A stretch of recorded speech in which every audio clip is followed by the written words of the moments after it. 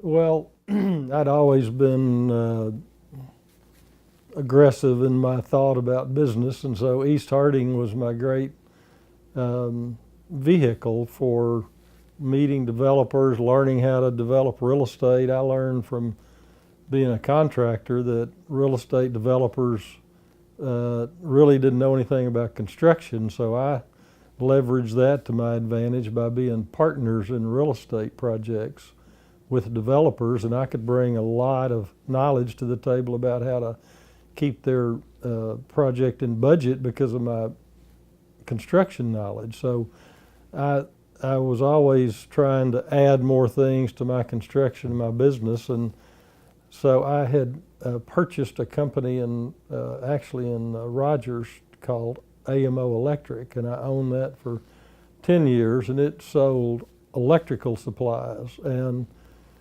that was not a very sexy business, but I learned a lot about inventory and business and logistics, and from that, in about 1998, we started hearing about fiber optics, and that was before the iPhone. The internet was, we still had dial-up connections, if any of your students remember that, which they probably don't. But it's Primitive.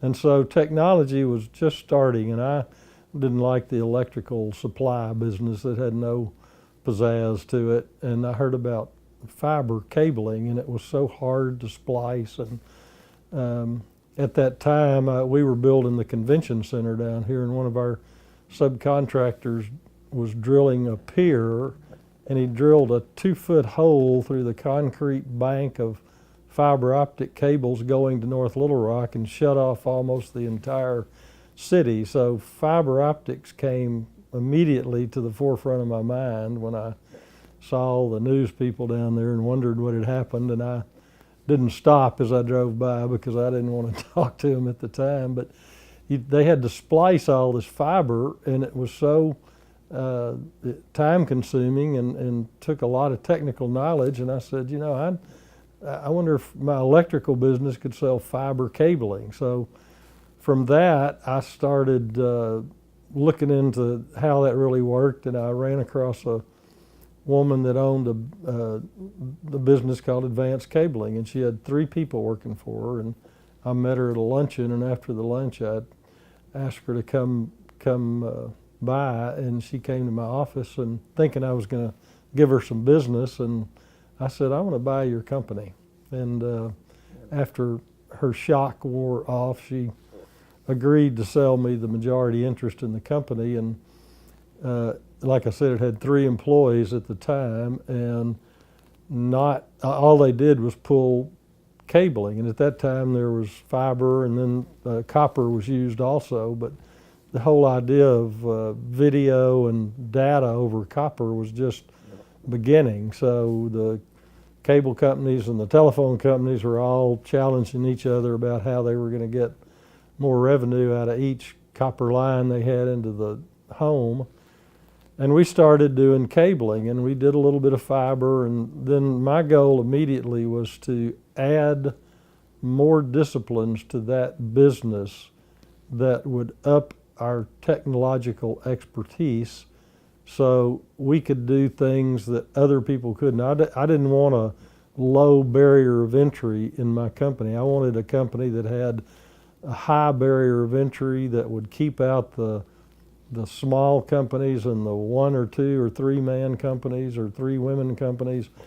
And so we immediately started adding technology. And the first thing we did was add fire alarms, because every building needs a fire alarm. That's low voltage cabling, but it's also a computer. A fire alarm is a computer, and now it's much more so than it was. So we added fire alarms. We started adding access control, which is what everybody uses now. You use a card swipe or a code on a keypad, or you use biometrics, iris recognition, or fingerprint recognition. But back then it was a novel idea, and people still use keys, and they'd make 100 keys, and I'd say, do you want to give out 100 keys to your employees in the janitorial company? And they give them out to their employees and then you have no idea who can get in, or do you want a card access that you can immediately stop access to anybody you want to? So we added that discipline. That started gaining traction.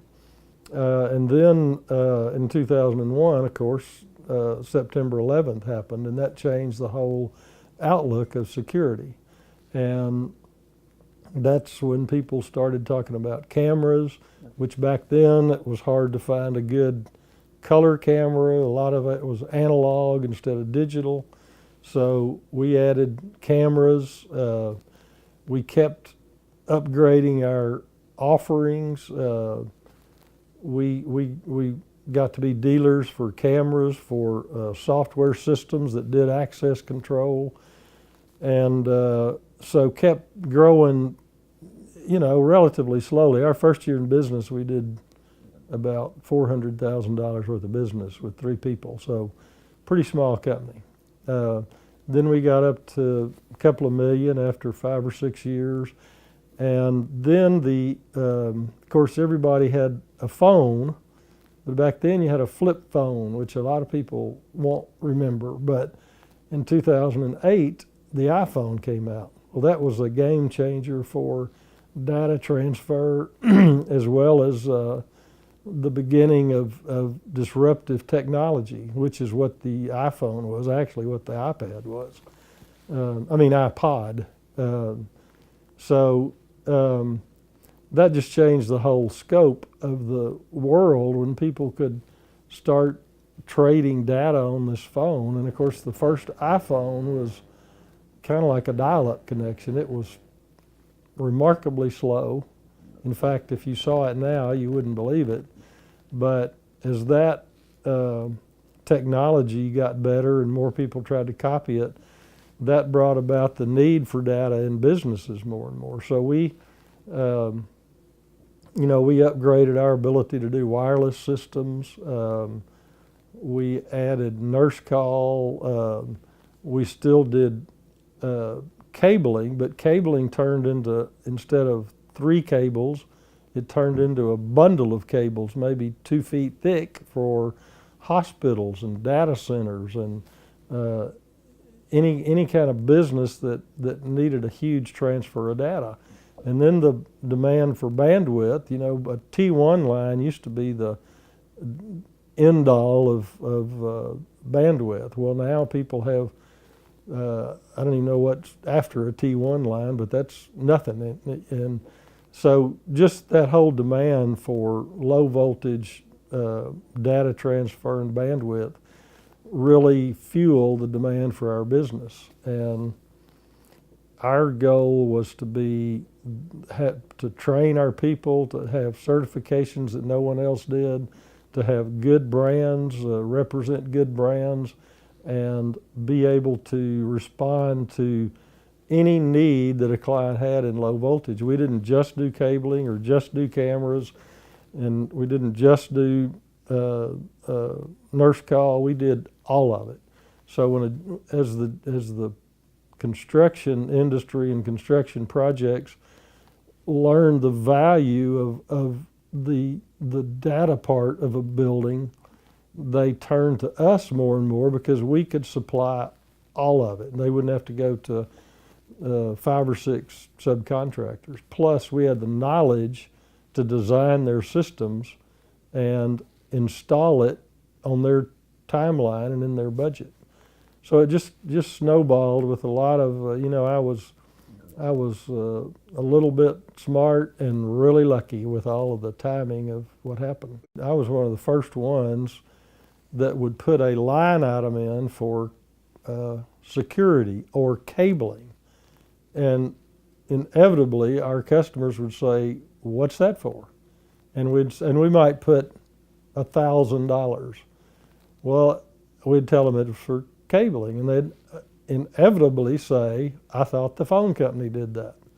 That was the idea back then. That's what the phone company put in, cabling. That's all they knew.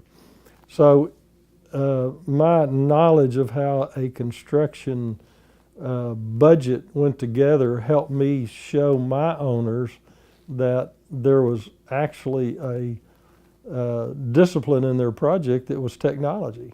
And so that slowly caught on from people having one computer and one line to businesses having a server. That was a big deal when a business had a server.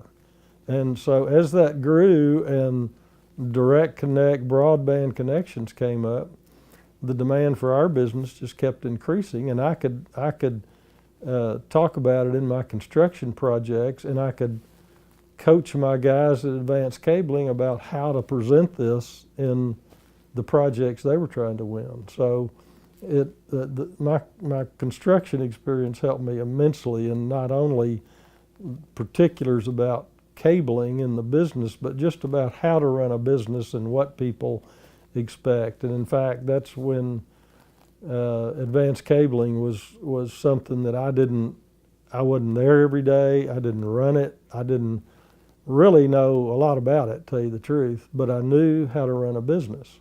And I was lucky to hire Michael Kennedy, who's my partner and president, and a couple other good people. And we both had a vision about what to do with that company. And one of the big things we did, besides adding technology, was to hire the best people. And I think I've said this before, but to get the best people, you got to get rid of the people that don't work out. So that sounds harsh, but if you're going to get the best people, you're going to have to go through several to get those people with a work ethic and a customer service experience that can really fit in your business. And that was part of our plan. We weren't going to try to rehabilitate people if they didn't have a work ethic and weren't honest and high integrity. We were going to get rid of them and get somebody else. So we built up a great suite of services. We built up a great group of people that cared about what they were doing. We had good benefits. We attracted people there, and they wanted to work there because we offer better benefits than most companies in Arkansas, literally, and probably by far better than any security company. And so we felt like we should give to our employees if we were expecting them to give to us. So we continually develop benefits for our employees, from great 401k match of 6%. We match 6%. If they put in 6%, we add 6% to it. We've never failed to match. We don't say we're going to match 6% and then say, oh, we had a bad year. We've matched it every year. It costs us hundreds of thousands of dollars a year, which I'm tickled to death to pay. We have great health insurance. We have they pay nothing for their health insurance. We have a vacation policy that says you can take all the vacation you want. And people say, well, that won't work. But part of the caveat is you have to get your work done. You know, we say to our employees, you're just like us. We're no better than you are. If our child has a play at school and we need to go for 3 hours, then we go. So you should have the same privilege. We were really small in the beginning, and I loved having the company, but I didn't have to spend a lot of time out there, and I was kind of getting my feet on the ground. So we grew a little bit over the first 4 or 5 years, and then Michael Kennedy, who I hired the second year I had the business, started setting goals for our revenue, and they were always higher than the next year. And for a year or two, I'd look at his goals and he'd send them to me, revenue and profit, and I'd say, well, that's great. You can do it. And sure enough, he started hitting those goals. So I started paying more attention to what he was doing. And then, the business was growing. So as we grew,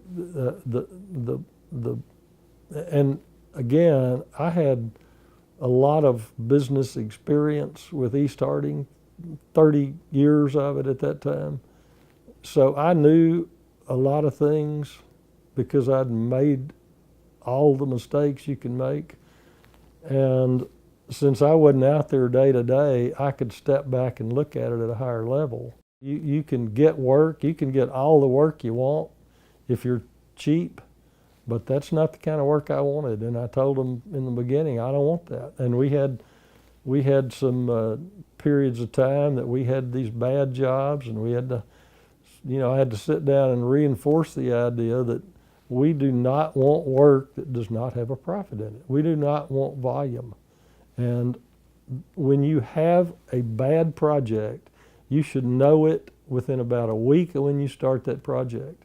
And you should then put all the resources you can on that project to make it lose the least amount of money you can. But if you just kind of let it bump along, you're going to lose a whole lot more money than if you focus some attention on it. Our first year in business at East Harding, I did about $300,000 or $400,000 in volume. And I had on blue jeans and a t-shirt, and I worked every day. And I cleaned out gutters, I built wheelchair ramps. So it was my baby, and I did it from that point to a $50 million point. And I learned a lot about business in that time. So with advanced cabling, I didn't have to be out there every day pulling cable, because number one, I was too old, and number two, I didn't know how to, because I don't even know how they do that. But I didn't need to. I knew how to run a business. So I was able to say, because I'd had plenty of bad jobs in construction, and I'd had plenty of revenue builders with no profit, and plenty of recessions. I've been through I don't know how many recessions, and so I made every mistake there is trying to get out of it. So I knew what to tell them. So it really helped having been in business with a similar kind of business for a long time.